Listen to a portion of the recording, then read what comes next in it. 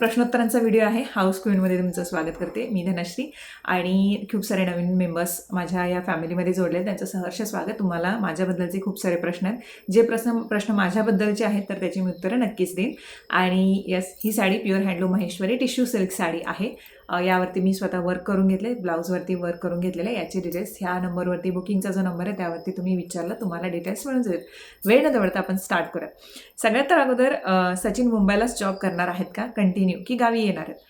आम्ही जेव्हा इथे घर घेतलं त्याच्या आधी सचिनचा रत्नागिरीचा जॉब फिक्स झाला होता. आदित्य बिर्ला ग्रुप ऑफ कंपनीजमध्ये ते काम करतात आणि त्यातल्याच एका कंपनीमध्ये त्यांनी इकडे सिलेक्शन झालं होतं. पूर्ण इंटरव्ह्यू सगळं झाल्यानंतर आम्ही मग इकडे घर घेतलं आणि त्यानंतर आता ज्या कंपनीमध्ये ते जॉब करतात ग्रुप ऑफ कंपनीजमध्ये ते जवळजवळ 13 ते 14 वर्ष आहेत. त्याच कंपनीमध्ये त्यांची ट्रान्सफर होत राहते, त्याच सगळ्या आदित्य बिर्लाच्या. मग आता ज्या कंपनीमध्ये आहेत तर तिथून त्यांना सोडले नाही. त्यांना मग आमिष दाखवले की आम्ही तुम्हाला तिकडचं जे पॅकेज आहे ते मॅच करून देतो, तुम्ही थांबा इथे. त्याच्यानंतर ते सगळं झालं आणि ते तिथेच थांबलेले आहेत सचिन आता. पण त्यांना वर्क फ्रॉम होमची सुद्धा संधी आहे. सो काही दिवस ते इकडे राहणार, काही दिवस ते तिकडे जाणार. आणि तसंही आमचं मुंबईला घर आहे तर आम्ही सुद्धा येऊन जाऊन राहणार आहोत. तसंही आम्हाला कुठल्याही गोष्टीचा इश्यू नाही, कारण मुंबई ते कोल्हापूर अंतर जास्त एवढं नाही आहे. बाय जर काय म्हणतात त्याला, एक हे आहे ना, मन म्हणालो तो मुंबई दूर नाही आहे, मन म्हणालो तो कोल्हापूर दूर नाही आहे, अशा टाईपचं झालं आहे सध्या. तुझा मंथली इन्कम किती आणि सचिनचा पेमेंट किती आहे? सचिनचं पेमेंट हा त्यांचा वैयक्तिक भाग आहे, ते मी सांगू शकत नाही.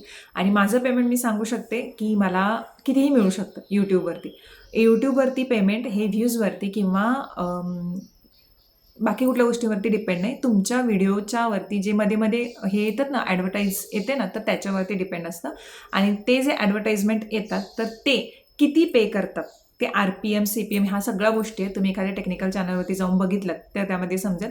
कारण कोरोनामध्ये खूप साऱ्यांचे चॅनल ग्रो झाले होते पण त्यांना पैसे मिळाले नव्हते. रिझन हेच होतं, कारण तेव्हा कुठल्याच काही गोष्टी कंपन्या सुरू नव्हत्या, त्यामुळे ॲडव्हर्टायझर पे करण्याचा संबंधच येत नव्हता. तेव्हा खूप कमी पेमेंट होतं तेव्हा. सो ते त्यावरती डिपेंड होतं. व्ह्यूज कमी असू देत, जास्त असू दे, तुमचा RPM CPM चांगला असेल तुम्हाला चांगलं पेमेंट मिळतं. मागच्या काही महिन्यातले माझं पेमेंटचे इथे स्क्रीनशॉट मी लावते. खूप कमी पेमेंट मिळालेलं, कारण मी व्हिडिओज पण टाकले नव्हते आणि त्यासोबतच माझी कन्सिस्टन्सी पण नव्हती.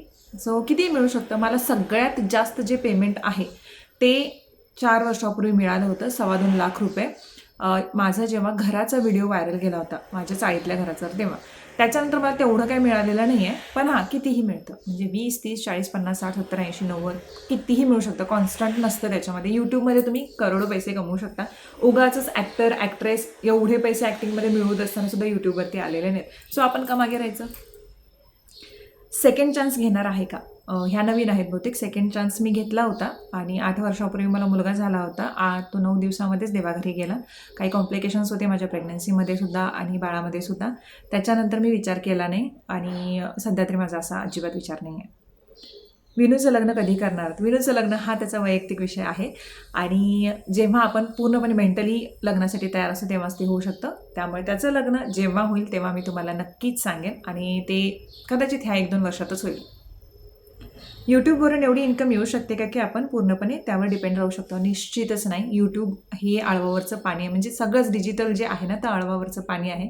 कधी कुठल्या गोष्टी होतील डिजिटल युगामध्ये सांगू शकत नाही आपण, त्यामुळे पूर्णपणे डिपेंड राहू शकत नाही. म्हणूनच सचिनचा फिक्स जॉब आहे आणि माझं जे आहे ते चालू राहतं, जे तुम्ही बघता यूट्यूब किंवा हे इंस्टाग्राम किंवा हे बाकीचं सगळं. त्यामुळे पूर्णपणे तुम्ही डिपेंड निश्चितच राहू शकत नाही. सचिन दादा काय जॉब करतात? ते आदित्य बिर्ला ग्रुप ऑफ कंपनीमधल्या एका कंपनीमध्ये ॲज IT मॅनेजर म्हणून काम बघत आहेत. 4 व्हीलर ये-जा करण्यासाठी किती खर्च आला? आरवला जेव्हा इथे शाळेला मी दररोज घेऊन येत होते तर तेव्हा मी एक 4 व्हीलर रेंटने घेतली होती. गावामध्ये जे आहे ते सगळेच घेतात, तिथले जे आहे ते बाहेर वगैरे जाण्यासाठी. तर त्याचा खर्च त्या विचारत आहेत. तर त्याचा खर्च जवळजवळ 43 की 45च्या आसपास आलेला, 45,000च्या आसपास आलेला आहे, कारण त्याने किलोमीटरवरती पैसे घेतले होते. आणि आरवचं जे शिक्षण तेव्हा मला महत्त्वाचं वाटलं होतं, कारण गाड्यांची सोय नव्हती तिकडून आरवला आणि पावसाचं पण होतं. त्याच्यामुळे मी हा जो विषय आहे तो घेतला होता. तुम्ही मुंबई का सोडला? मुंबई किती भारी? आणि मुंबई निश्चितच भारी आहे. आणि जसं मी म्हटलं की सचिनचा जॉब इथे रत्नागिरीला फिक्स झाला होता आणि त्याच्यामुळे आम्ही मग इकडे घर घेतलं लगेच, की जाऊन शिफ्ट होणार, वेळ लागेल, असेल. पण अचानक असं होतं, आपण तो विचारच पण होऊ शकत नाही. आणि खूप साऱ्या गोष्टी त्यानंतर पण झाल्या. त्यामुळे मग एकदा घर घेतलेलं असताना ते विकणं, परत मग त्या सगळ्या गोष्टी, मग त्याच्यामुळे आम्ही हाच ठरलं की आपण इकडे राहायचं आणि ते काही येऊन जाऊन करतील. आता किचनचे जे ट्रॉली केलेले आहेत तर त्यांचं मटेरियल एकटीनं विचारले तर ते टेंडम बॉक्स आहेत आणि तुम्ही कोणत्याही कारपेंटरला विचारलं तर ते त्याबद्दल तुम्हाला माहिती सांगू शकतात. पोस्टची RD केलीस त्याबद्दल डिटेल्स सांग. आता पोस्टची RDची जी स्कीम आहे त्याचे डिटेल्स तुम्हाला पोस्ट ऑफिसमध्ये गेल्यानंतरच समजतील, कारण मी त्यामधले एक्सपर्ट नाही आहे. पोस्टची RD मी यासाठी केली होती कारण ते सिक्युअर स्त्रोत आहे, आपण काय म्हणतात त्याला विश्वासानं तिथे गुंतवू शकतो. त्यामुळे मी स्टार्टिंग जेव्हा केलं होतं तेव्हा 500च्या यानं केलं होतं, मग 1000च्या यानं केलं. आता मी 2000ची भरली होती 3 वर्षानंतर की काहीतरी काढू शकतो असं काहीतरी आहे ते. त्यानंतर माझं जूनमध्ये आता कंप्लीट झाल्यानंतर मी ती काढली आणि त्याच्यानंतर तुम्ही फिक्समध्ये टाकू शकता. तुम्हाला जसं योग्य वाटतं त्या पद्धतीने तुम्ही तुमचा पैसा जो आहे तो गुंतवू शकता. त्यानंशी तू डाएटवर कंट्रोल कशी करते. आता डाएटचं जर म्हणाल तर मुंबईला असताना माझं बरोबर व्यवस्थित होतं. आम्ही रात्री थोडंसं लेटनं जेवायचं, ते माझं थोडंसं सध्या चुकत होतं. पण आता सध्याचं मी तुम्हाला सांगते, गावावरून मुंबईला आल्यानंतर 3-4 महिने माझी धावपळ झाली आणि त्याच्यामध्ये जेवण डाएट सगळंच बिघडलं होतं. त्याचा परिणाम काय काय झाला होता हे तुम्ही ब्लॉग्समध्ये बघितलेलं. पण आता सध्याचे जे डाएट आहे ते मी कसं करते, कारण सध्या आता 1.5 ते 2 किलो मी परत फक्त डाएटवरती कंट्रोल नाही, जेवणाच्या वेळा पाळून केलेलं आहे. ज्याच्यामध्ये सकाळी मी 10:30 वाजता जेवते आणि दिवसभर जे काय खायचं असेल मला जे आवडतं ते मी खातेच आणि संध्याकाळी परत मी 6:30 वाजता जेवते. त्याच्यानंतर मग मी काहीच घेत नाही, पाणी किंवा हे. आणि त्यानंतर आता ती सवय झाली, ते इंटरमिटंट फास्टिंग की काहीतरी असं बोलतात ना, फास्टिंग, तर ते टाईपमध्ये असं चालू आहे असं वाटतं. पण मी ते कंटिन्युअसली पाळत नाही आहे आणि गोड कमी खाते. बाहेरचं खाणं कमी आहे, जास्त एवढं नाही. पाहुणे आले किंवा काही कार्यक्रम असेल तरच. गोडवरती भरपूर नियंत्रण आहे. चहा सुटत नाही, चहामध्ये पण साखर खूप कमी टाकते मी आणि झोपेच्या वेळा पाळते, त्याच्यामुळे व्यवस्थित सगळं राहतं. आणि मला वाटतं माझं वजन आता 62 पॉईंट समथिंग आहे, कारण एक डायटिशियन आहे त्यांचं मी घेतलं आहे डाएट, जे फार मला उपयोगाला पडते सध्या. कारण खाणं असं स्ट्रिक्ट नाही आहे त्यांचं, खूप असं आपल्याला आवडेल असं टाईपमध्ये त्यांचं हवं तरी तुम्ही डिटेल्स देते. तू कोल्हापूरमध्ये जागा घेतली तर तिथे अंदाजे रेट काय चालू आहे सांगू शकतेस का. तर त्याबद्दल मला इतकी माहिती नाही आहे. तुम्ही कोल्हापूरमध्ये एरिया वाईज रेट आहे आणि कोल्हापूरमध्ये जी माझी जागा नाही आहे, माझा फ्लॅट आहे आणि तो आता रेंटनं आहे. तर फुलेवाडीमध्ये रेंट 6,000च्या आसपास आहे. तुमचं जे लाईट बिल आणि पाणी बिल मेंटेनन्स सगळं सोडून. तर आता सध्या माझा फ्लॅट जो आहे तो रेंटनं आहे. माझं वजन किती आहे सध्या, माझं वजन 62.300 समथिंग आहे. 64च्या वरती गेलं होतं, पण 15 दिवसामध्ये ते कंट्रोलमध्ये आले, फक्त जेवणाच्या वेळापळ. हा जो प्रश्न आहे, आता याच्यामध्ये काही प्रश्न सेमच आहेत, त्यांची उत्तरं तुम्हाला मिळाली असतील. आता हा जो प्रश्न आहे हा भरपूर जणींना अजूनही आठवण, ते पूर्वीपासूनचे माझे सबस्क्रायबर आहेत तर त्यांना ते असेल डोक्यात. तू एक व्हिडिओ बनवला होता, तुमचे रिलेशन डायव्होर्सपर्यंत गेले होते असं तू सांगितले होते, त्याचे रिझन सांग. हां, आणि नंतर तुम्ही कसे दोघे आता छान कपल आहात, त्यासाठी तुम्ही एकमेकांना कसे समजून घेतात ते पण सांगशील. होऊ शकतं खूप जणींच्या मनात येऊ शकते की आधी यांचा व्हिडिओ असा होता आणि तो पण मी खूप हसत खेळत बनवला होता व्हिडिओ.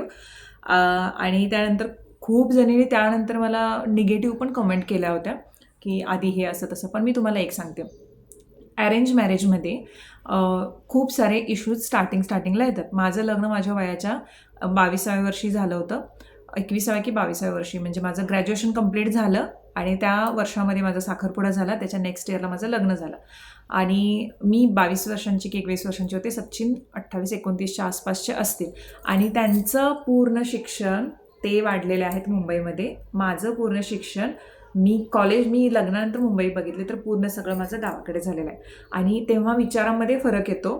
त्यासोबतच असं होतं की लव्ह मॅरेजमध्ये तुम्ही एकमेकांना जाणून घेतलेलं असतं, अरेंज मॅरेजमध्ये तसं नसतं. साखरपुडा आणि लग्न यांच्यामध्ये आमचं 10 महिन्याचं अंतर होतं. पण सचिन मुंबईला होते, त्यांचा जॉब असा आहे, IT मध्ये असलेल्या लोकांच्या ज्या मिसेस आहेत त्यांना माहीत असेल की त्यांना किती वेळ मिळतो आणि किती नाही. तर आम्ही हार्डली एकदा की दोनदा भेटलो होतो, ते पण पुण्याला आत्याकडे. आत्या माझी तेव्हा पुण्याला होती आणि त्याच्यानंतर आम्हाला भेटायला पण किंवा इतकं एकमेकांना जाणून घ्यायला वेळ मिळाला तर जे काय होतं ते आम्ही फोनवरती बोलायचो. फोन पण सचिनने साखरपुड्यानंतर मला दिला होता. तेव्हा तो ट्रेंड होता की साखरपुडा झाल्यानंतर बायकोला फोन हा गिफ्ट द्यायचाच, तेवढं सुरू होतं. आणि त्याच्यानंतर लग्न झाल्यानंतर जेव्हा आपण 24 तास एकत्र असतो तेव्हा आपले विचार वेगळे असतात, त्यांचे विचार वेगळे असतात आणि थोडासा विचारामध्ये फरक होता. ते मुंबईला राहिलेले आहेत, मी गावी राहिलेली आहे आणि थोडंसं ते व्हायचं विचारामध्ये. त्यानंतर कसं आम्ही एकत्र राहत होतो, सासूबाई, मी, बाबा आणि सचिन. तर तेव्हा कसं व्हायचं की थोडेसे आता मला रिलेट करू शकतात, की थोडंसं खटके तरी उठतातच किंवा आपल्या स्वभाव पटत नाहीत. सकाळी उठल्यानंतर आपलं जे लाईफ आहे गावाकडचं ते वेगळं असतं, की उठल्यानंतर सकाळी 8:30लाच आपण भाकरी भाजी खातो किंवा काही गोष्टी अशा तर खूप वेगळ्या असतात. तिकडचं लाईफ खूप डिफरंट आहे. सकाळी उठल्यानंतर डब्याची तयारी, मुंबईचं जेवण, डब्याची तयारी, धावपळ, हे आणायचं ते आणायचं तसं. मग ते थोडंसं माझ्याकडून असं व्हायचं, की ते जुळलं नाही जायचं. मग मी स्पष्ट बोलते. मग मी बोलले, की सचिनना ते असं थोडंसं हे वाटायचं, की नाही आपलं जमत नाही आहे किंवा मग मी मी सारखं मी गावी यायची कारण मुंबईचं वातावरण सूट होत नव्हतं. त्यावेळी माझे हात गरम व्हायचे सारखे आणि मी सारखे आजारी पडायची. माझं वजन 55 kg पासून 46 झालं होतं पहिल्याच एका वर्षामध्ये तेव्हा. कारण सूट होत नव्हतं ते वातावरण किंवा हे असं झालं होतं.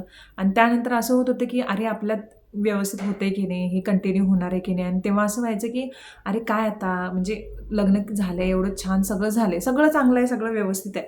पण तरीसुद्धा काय आता असं व्हायचं. आणि एका पॉईंटला असं झालेलं, की सगळं संपते की काय, ह्या पद्धतीने मी ते डिवोर्सपर्यंत जाते असं केलं, की आम्ही असं डिवोर्स फाईल केला होता किंवा असला भाग नव्हता तो. काही लोकांचं अतिशयोक्ती होते, काही लोकांना आपण जेव्हा सांगतो तेव्हा समजवू शकत नाही, त्यावेळी असं होतं.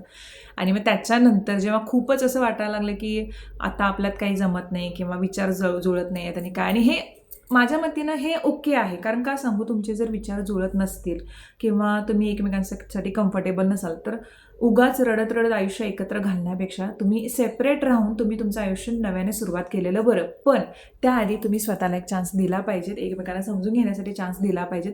कदाचित वर्क करेल. मग त्यानंतर आम्ही बसून विचार केला सगळ्या गोष्टींचा. म्हटलं, की ट्राय करून बघूयात, की किती आपण थोड्या गोष्टी एकमेकांच्यामध्ये कंट्रोल करायच्या, की राग आला किंवा हे आलं, की शांत बसायचं किंवा हळूहळू होऊन जाईल, सगळ्या गोष्टी व्यवस्थित होतील. मग थोडंसं चेंजेस होत गेले. त्यांनी पण काही चेंजेस केले, मी पण काही चेंजेस केले. आणि आता असं आहे, की ते माझ्याशिवाय राहूच शकत नाहीत. आणि काय म्हणतात त्याला, कुठलीही गोष्ट असेल तरी मला हजारदा फोन करतात. इवन कुठलीही काही असो, म्हणजे माझ्याविषयी कोणी एक शब्द जरी बोलला तरी त्यांच्या तळपायाच्या मस्तकाला जाते. एवढे ते माझ्यावरती प्रेम करतात. आणि मी तर त्रास द्यायला बसलेलीच आहे. मी लिटरली त्यांच्यावरती त्याच्यासोबत असते तेव्हा डिपेंडंट असते. कारण खूप गोष्टी, मी थोडीशी शॉर्ट टेम्पर्ड होते खूप आधी. आणि आरो झाल्यानंतर ते माझं खूप कमी झालं. कारण प्रत्येक मुलीचं असं होतं, मूल झाल्यानंतर तिचा राग जो आहे तो कमी येतो. आणि सचिन खूप समजून घेतात. कारण माझं काम आता असं आहे, की ते स्ट्रेसफुल आहे खूप. यूट्यूबचं असू देत किंवा साड्यांचं असू देत. आणि त्याच्यामध्ये घरातलेच समजून घेतात. त्यामुळे हळूहळू नात्यांना वेळ दिला, की सगळं होतं. थोड्याशा गोष्टी आपल्याला कॉम्प्रोमाइज कराव्या लागतात. थोड्या गोष्टी आपल्याला स्टेप बॅक घ्याव्या लागतात. एक चान्स दिला तर ओके होतं. कदाचित आम्ही तो चान्स दिला नसता तर कदाचित वेगळी असती जर्नी. पण ठीक आहे, जे आहे ते आता चांगलं आहे, व्यवस्थित आहे. आम्ही एकमेकांच्या सगळ्या गोष्टी स्वीकारलेल्या आहेत. माझा राग त्यांनी स्वीकारलेला आहे.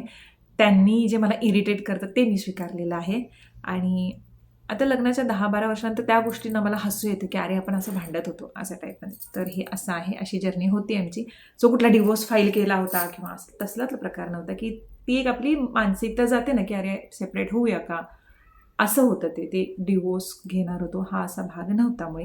कारण तसं जर घरातल्यांना कळलं असतं तर घरातल्यांनी दोघांची चटणी बनवली असती निश्चितच. कारण कुठलीही आपल्यातली गावाकडची फॅमिली जी आहे ती एवढ्या लवकर ह्या गोष्टींसाठी प्रिपेअर होत नाही. भरपूर मोठ्या गोष्टी असतात. कारण अरेंज मॅरेज दोन्ही फॅमिली एकत्र येतात, निर्णय सगळ्यांचे असतात. तर हे असं असतं.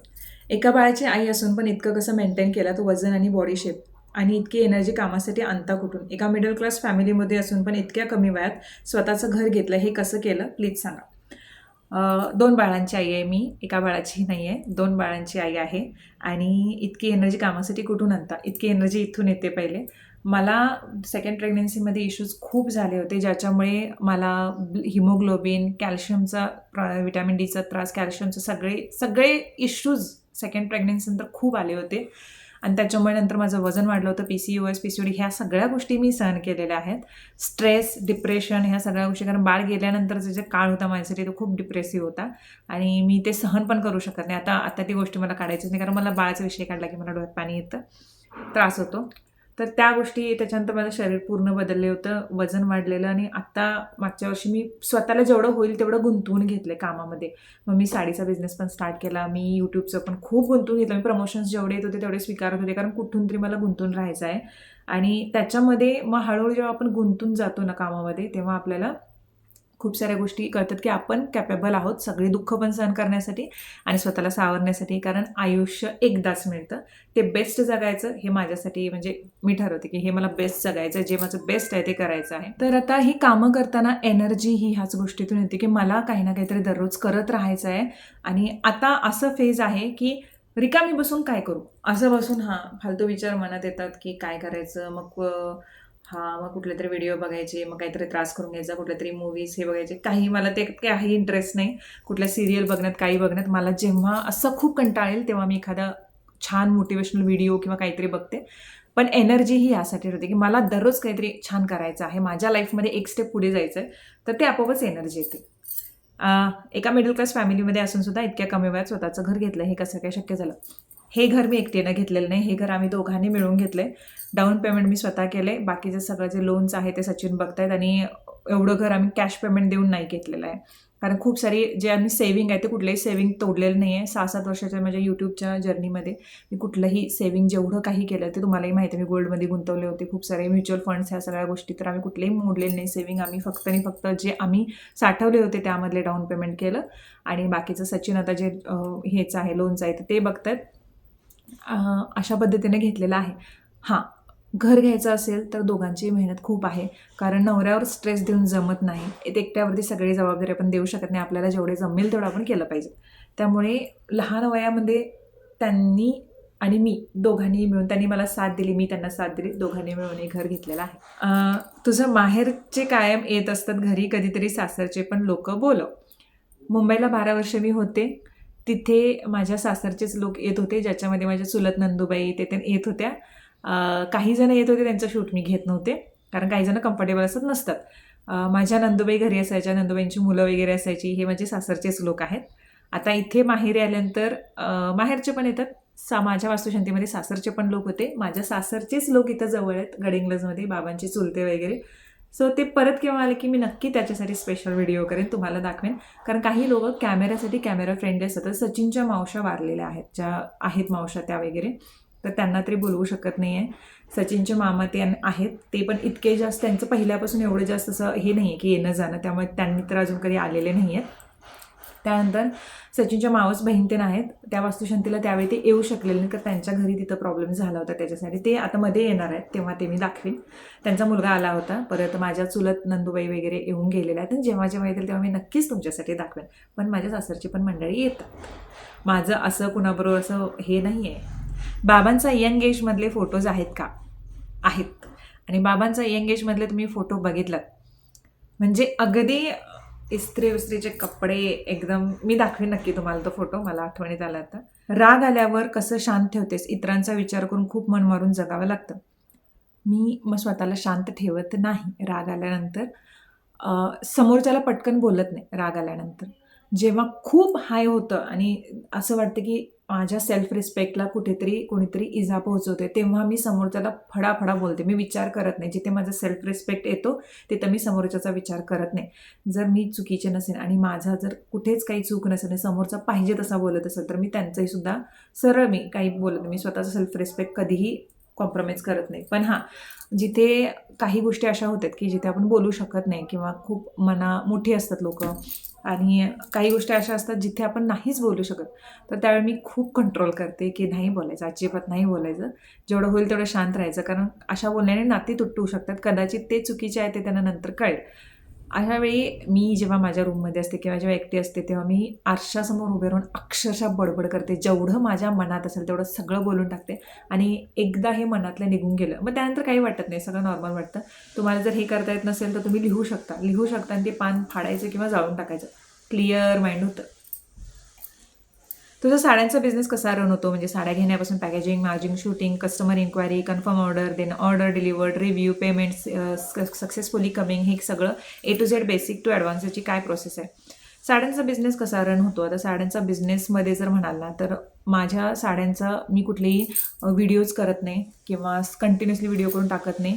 मी कोणतेही काय म्हणतात त्याला, असं लाईव्ह घेत नाही. माझं शॉपसुद्धा नाही. माझं सगळं जे आहे ते ऑनलाईन आहे. माझ्या जे बुकिंग पेज आहे, बुकिंग नंबर आहे, त्याच्यावरती डिपेंड आहे. यामध्ये मी स्वतः साड्या नेसून दाखवते, स्वतः साड्यांचे जेव्हा मी जे फोटोज आहेत ते दाखवते. आणि आता कस्टमर बेस असा आहे की म्हणजे माउथ टू माउथ पब्लिसिटी जास्त झालेली आहे. मला आता ते लाईव्ह घेणं किंवा हे घेणं याच्यामुळे एवढा फायदा तोटा होईल असं वाटत नाही, पण माउथ टू माउथ पब्लिसिटी जास्त असल्यामुळे माहेश्वरी साडी किंवा प्युअर हँडलूम साडी खूप साऱ्या लोकांना कळून चुकल्यामुळे क्वालिटी कशी जाते, काय जाते, त्याच्यानंतर तेवढा इश्यू मला वाटत नाही. आणि पॅकेजिंगचं म्हणाल तर माझे टीम जे आहे त्या मी ठरवलेल्या आहेत, ज्या माहेश्वरमध्ये आहेत, बनारसमध्ये आहेत, त्याच्यानंतर चंदेरीमध्ये आहेत, तर त्यांच्या लोकांशी माझं कोऑर्डिनेट होतं. आणि मी ऑर्डर फिक्स झाल्यानंतर ज्या माझ्याकडे फिक्स झालेल्या असतात त्या मी तिकडे पाठवते. त्यानंतर तिथून डिस्पॅच डिटेल्स खूप लेट नाही येतात माझ्याकडे, जेव्हा ते त्या कस्टमरशी शेअर केले जातात किंवा तोपर्यंत साडी पोहोचलेली असते. आता असे कस्टमर एक एक आहेत की त्यांनी डिस्पॅच डिटेल्सची वाटच बघत नाहीत. त्यांना माहीत आहे माझी साडी त्यांची साडी येणार, त्यामुळे तो पण इश्यू जास्त होत नाही. नवीन कस्टमर असेल तर ते होतं. आणि बाकीचं म्हटलं तर ऑर्डर डिलिवर्ड रिव्ह्यू आणि रिव्ह्यूज जेव्हा येतात तेव्हा काही कस्टमर ज्यांच्या लक्षात असते की रिव्ह्यू द्यायचं ते देतातच. ते रिव्ह्यूज आम्ही इंस्टाग्रामच्या हायलाईट पेजवरती टाकतो. आणि रिव्ह्यूज आल्यानंतर त्यांनी खूप काही भरभरून बोलतात, ह्या गोष्टी करतात. त्यांचे काही रेकॉर्ड पण करून पाठवा म्हणतो, पण ज्यांना शक्य असतं त्यांनी पाठवतात, ज्यांना शक्य असतं त्यांनी पाठवत नाही, पण पोचपावती मिळते की साडी छान मिळाली. तर ह्या सगळ्या गोष्टी आहेत. शूटिंग वगैरे मी स्वतःच इथं करते. मार्जिन वगैरे काढणं, हे मार्जिन मी ठरवते की ती साडी कशी आहे आणि त्याची मार्केट प्राईस काय आहे, मार्केट प्राईसमध्ये किती चाललं आहे आणि आपण किती काढू शकतो. मला जास्त काढायचं वाटत नाही. मला जेवढं वाटतं की माझ्या मेहनतीला एवढं मार्जिन हवं आहे, कारण शूट करणं, त्या साड्यांची इन्क्वायरी, त्या साड्यांच्या डिलिव्हरी होईपर्यंत, त्यानंतर ती डिलिव्हर झाली नाही तर ते कंटिन्युअसली फॉलोअप घेणं, तो स्ट्रेस खूप असतो. साडी कधी कधी अडकते मध्ये, कधी कधी वेळेवर पोहोचत नाही, मग कस्टमरचं ऐकून घ्यावं लागतं. ह्या सगळ्या गोष्टींसाठी जे मला करेक्ट वाटतं ते मार्जिन मी काढते. मग ते कितीही असू शकतं, 200, 300, 400, 500 कितीही असू शकतं. बाबा माझ्या घराच्या व्हिडिओमध्ये इमोशनल झाले होते आणि ते काय बोलले ते कळालंच नाही, असं एकट्याने टाकलं आहे. तर त्यांना आनंद झाला होता. त्यांनी त्यांच्या हिमतीवरती त्या गावाकडचं जे घर आहे, गावाकडची जागा आहे, शेती ती त्यांची वाडवडिलांच्यापासून आलेली आहे. त्यानंतर इथलं मुंबईचं घर सासरेबुवांनी घेतलेलं आहे. मला जेव्हा आम्ही मुंबईच्या घरी होते तर तेव्हा मला नेहमी वाटायचं की स्वतःहून आम्ही काहीतरी घेतलं पाहिजे. सचिनचं आणि माझं ते विजन खूप आधीपासून होतं की मुंबईमध्ये असू दे किंवा कुठेही असू दे, स्वतःचं काहीतरी घ्यायचं. कोल्हापूरमध्ये आम्ही घर घेतलं आणि त्यानंतर इथे घर घेतलं. इथं घर घेतल्यानंतर माझं असं होतं की सासऱ्यांसाठी वेगळी रूम हवी आहे, त्यांच्यासाठी त्यांच्या गोष्टी वेगळ्या हव्यात किंवा जे काय असेल ते, त्यानंतर प्रत्येकाचं हे असावं. आणि जेव्हा ते घर घेतलं, जेव्हा त्यांना दाखवलं तेव्हा ते खूप आवडलं होतं त्यांना, तेव्हाही ते इमोशनल झाले होते. आणि त्यांना असं वाटलं असेल, कारण आता आपण सध्या बघतोय ना, तर स्वतः ते म्हणजे इतरांच्या तोंडून मला ऐकू येते की तुझे सासरे तुझं खूप कौतुक करतात की मला कशाची कमी नाही आणि खूप छान ठेवते, कपड्याला त्याला कमी नाही, कशाला कमी नाही आणि सगळं माझं खूप चांगलं चाललं आहे, असं ते स्वतः सांगतात दुसऱ्यांना. आणि ते दुसरे मला सांगतात की सासरे भाऊ तुझं खूप कौतुक करतात म्हणून. आणि तेच त्यांनी कौतुक त्या व्हिडिओमध्ये केलं होतं. आणि मलाही काही असं हे नाही आहे माझ्या सासऱ्यांच्या बाबतीत की आणि व्हिडिओसाठी तर माझ्या अजिबात नसतं. नाहीतर मी दररोज सासऱ्यांना म्हटलं असतं तुम्ही माझ्या व्हिडिओमध्ये बोला, हे बोला, ते बोला. ते जोपर्यंत माणूस आतून वाटत नाही ना, तोपर्यंत कोणत्याही माणसाच्या डोळ्यात आनंदाश्रू येत नाही. जोपर्यंत एखाद्याविषयी काही वाटत नाही त्याला, तेव्हा आपण जबरदस्तीनं असं म्हणू शकत नाही तुम्ही हे बोला किंवा हे बोला. त्यांना वाटलं की करून दाखवलं त्यांनी कारण जेव्हा स्टार्टिंगचं जे फेज होतं ज्याच्यामध्ये आमचं बोलणं जुळत नव्हतं किंवा काय जुळत नव्हतं, पण तरीसुद्धा ह्या सगळ्या गोष्टींमध्ये सर्व्हाइव्ह करून दोन्ही मुलगा आणि सुनेनं करून दाखवलं. घर घेणं ही खूप मोठी गोष्ट आहे आमच्यासाठी तरी. मिडल क्लास फॅमिलीमधून जे येतात त्यांना माहिती आहे की स्वतःचं घर असणं, स्वतःच्या हिमतीवरती करणं ही काय चीज आहे. आणि ते त्यांना सुद्धा इमोशनली फील झालं. त्यामुळे त्याने ते शब्द बोलले होते की करून दाखवली पवार घराण्यामध्ये माझ्या सुनेनं करून दाखवली. आणि त्यांना ते हे होते. इवन माझे मोठे सासरे सुद्धा माझ्या सासऱ्यांना बोलतात लक्ष्मी आहे ती. म्हणजे मी स्वतःच असं कौतुक म्हणत नाही, पण ते बोलले, ते पण येऊन त्यांनी मला सांगितलं असं. तर चांगलं वाटतं. आणि माझी मम्मी म्हणते की वडीलधाऱ्यांचे आशीर्वाद घ्यावे, आयुष्यात कधीच काही कमी पडत नाही.